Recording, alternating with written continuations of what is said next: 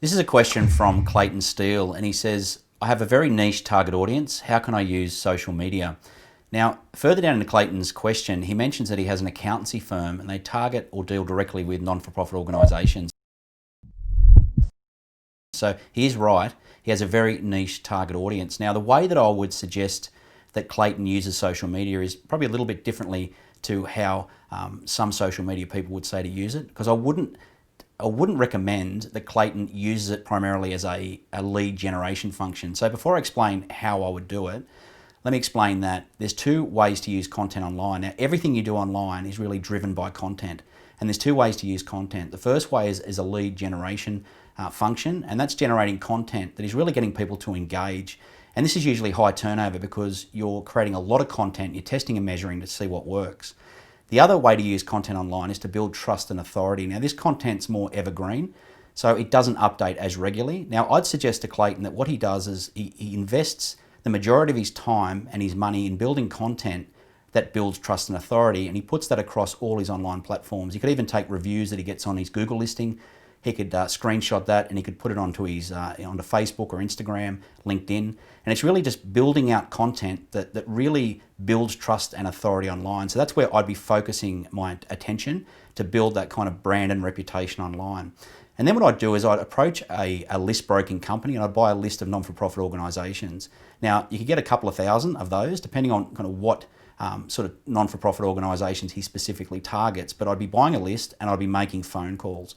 But before I made the phone calls, what I'd do is I'd set up a database that allows you to prioritise and really segment those customer records as you go through and make the calls. And what this will allow you to do is really prioritise the follow-up. Now, what I would do is then I'd create an email, I'd get on the phone, make a call, send an email with the links to your online profiles. I'd ask them to have a look at maybe a landing page. You could build a landing page that really tells them specifically what you can offer.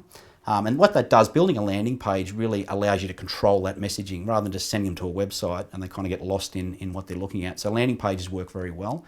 And then what I'd do is I'd follow that up with another call or an email, depending on where they're sort of what their priority is in the database. So you might get some that are an email newsletter once a month or a quarter, and some may require continual phone calls or follow-ups, depending where they are in the buying journey or the customer journey.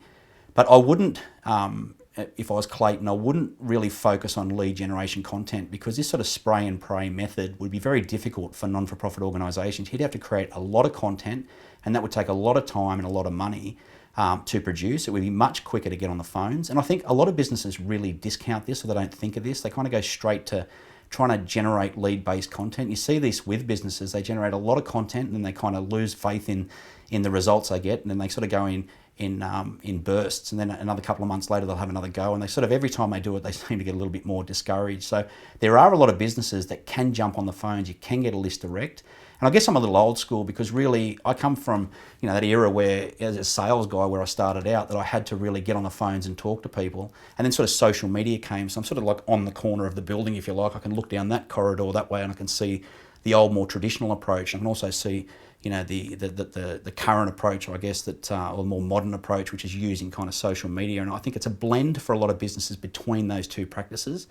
I think a lot of businesses really get lost in the social media trap of developing content, and that really distracts them from their business and what they need to do. So I'd suggest to Clayton that he really uses that combination of that kind of phone, go direct to the source, because it is a niche target audience, and you can get a list and make the calls. You can get someone in your office to make the calls, or even, good advice sometimes is to hire somebody who is very good at telesales as well, because you can get a much better result. It costs you a little bit more money, but at the end of the day, it's going to save you a lot of money and a lot of time.